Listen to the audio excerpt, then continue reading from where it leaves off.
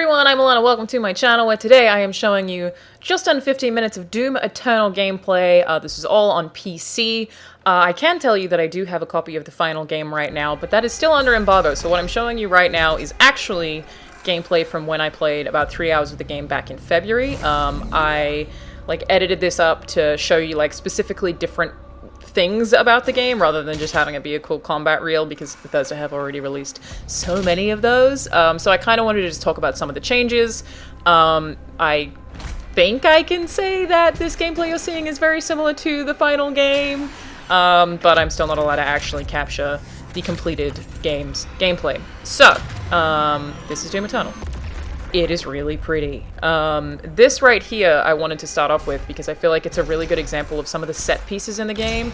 There are just these huge figures that have clearly been in battle that you just kind of come across in this game all the time. It's just, there's so many pretty things in the environment to look at. It feels very godly, which I feel like is really fitting. Oh, this here is... Come on, Alana, you'll figure it out. Just, those get me every time. Those goddamn tentacles. There are so many points in this gameplay where my mouse furiously shakes because I'm clearly terrified of one of those. They pop up all the time. A lot more environmental hazards in Duma Tunnel than Doom 2016 is worth mentioning. So yeah, this is Sentinel Crystal. This is one of the level up systems. You'll find them just kind of scattered across the world. And then I really wanted to start with this particular chunk of combat, because another big thing about Doom Eternal that I think really stands out versus Doom 2016 is that it's very vertical. And you can see that on this, we'll call it map or level, very, very, very well.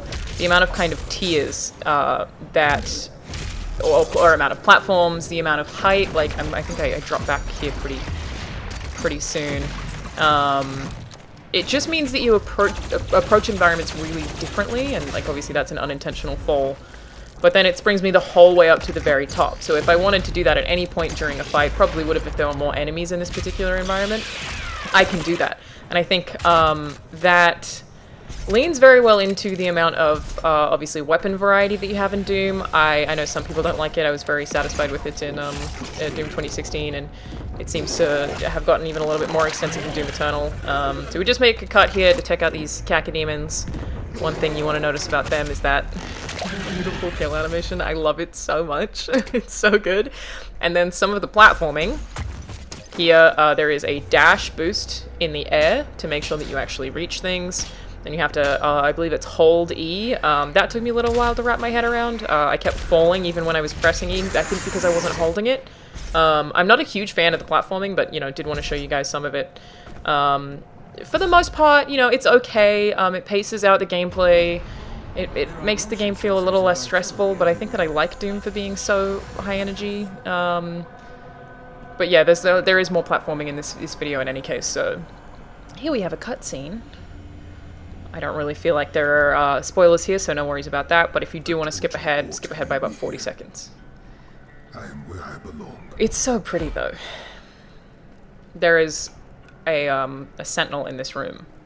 He's a big guy that I want you all to look at. Also, because I didn't mention it at the start, the embargo for this is next week. The review embargo is March 17, and the streaming embargo is March 19.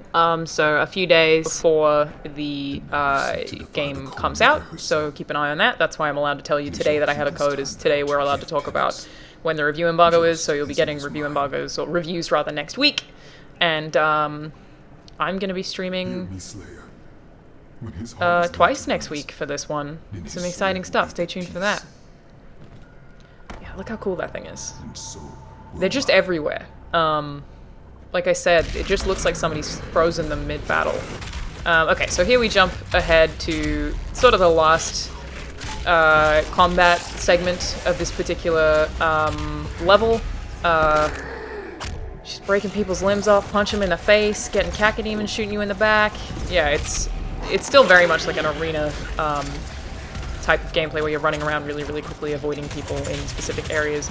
You can shoot the turrets off of those guys. I'm not sure if I did it. It wasn't always the easiest to aim. I'm backtracking here because I knew that I had left some health up the back there. And this was such a nightmare to get here because the amount of platforming that leads up to this part in particular, I really didn't like.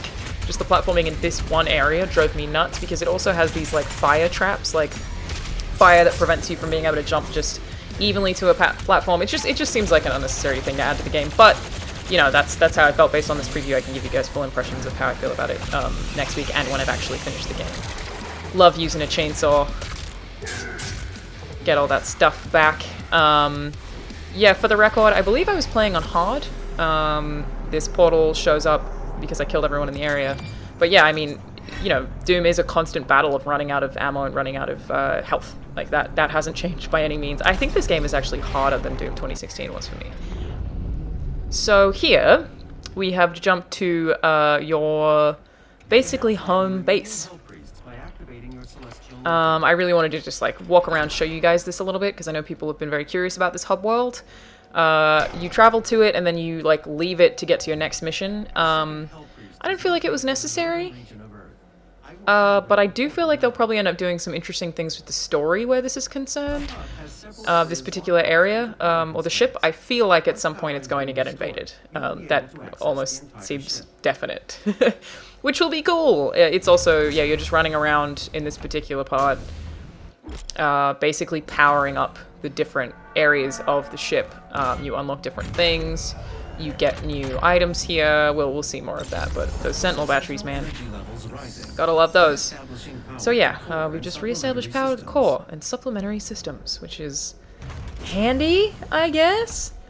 Just gonna go get a new weapon that's chilling over here. There's an ice grenade? Ice bomb, there you go. Yeah, it's very cool. I mean, the weapon variety is really impressive. The fact that you have an ice bomb, and you also, in Doom Eternal, have your flame belch, which helps you get armor back.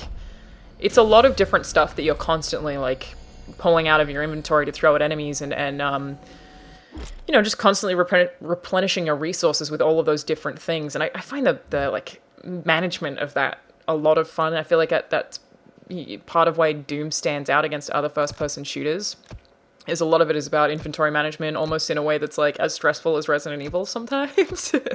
But Doom Tunnel also, yeah, has the platforming, has a lot more puzzles. Right here we're just seeing suit upgrades. I thought I'd just keep this in so you guys can sort of get an idea of what it looks like. So yeah, you've got stuff for traversal there specifically, and I think I upgraded that, which is monkey bars or whatever it is that I upgraded. Because I'm so bad at platforming. It is like just the thing that I am the worst at in video games. I talk about this all the time. Completely fine with every first-person shooter component. Intentionally playing through all of the original Doom games on Nightmare right now. But the platforming, man, it kills me. See, like, just immediately. Here, fall right off a ledge. Luckily didn't die though. But I did want to show you guys this area as well. It doesn't all look the same. I feel like that's a really important part of Doom Eternal.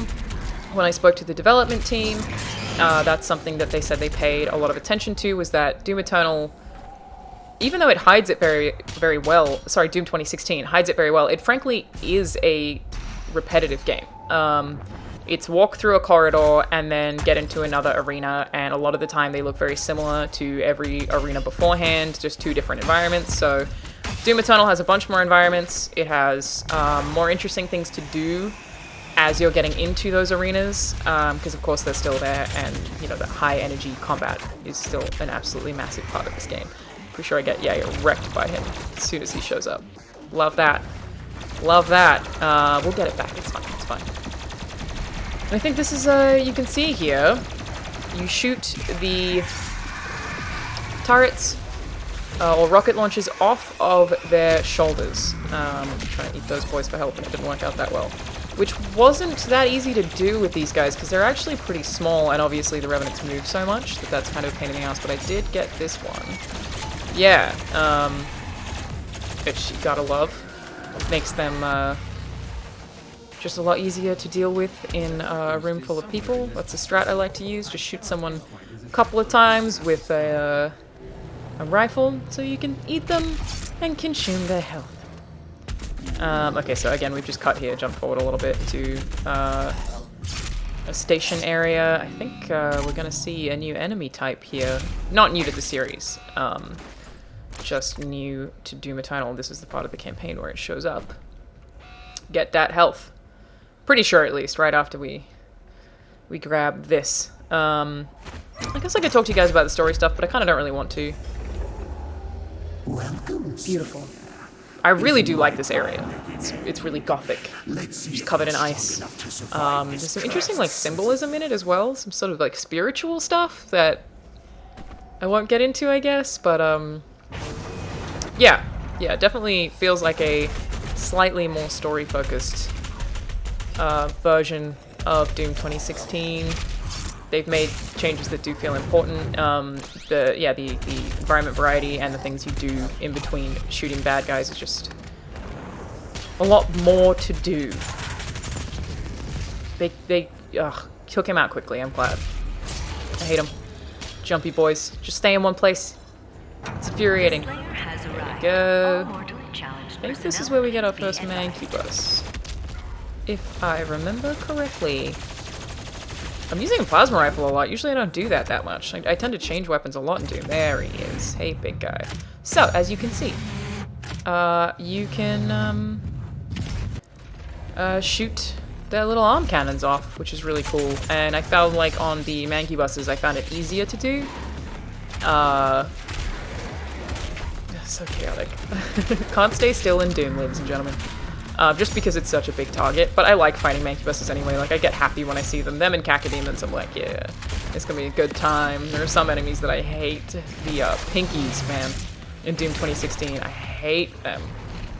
Whereas, weirdly, in the original Doom, I'm like, cool.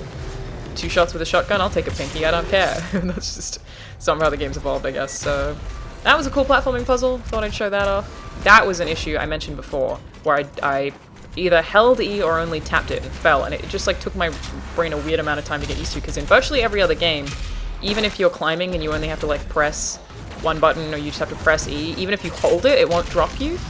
In Doom it does. So, you know, in Assassin's Creed you can tap A to climb. You only need to press it once, but you can hold it down. It's not going to make you drop. Doom does make you drop. So it was just like a weird thing to wrap my brain around that did catch me off guard a number of times. Right in the eye.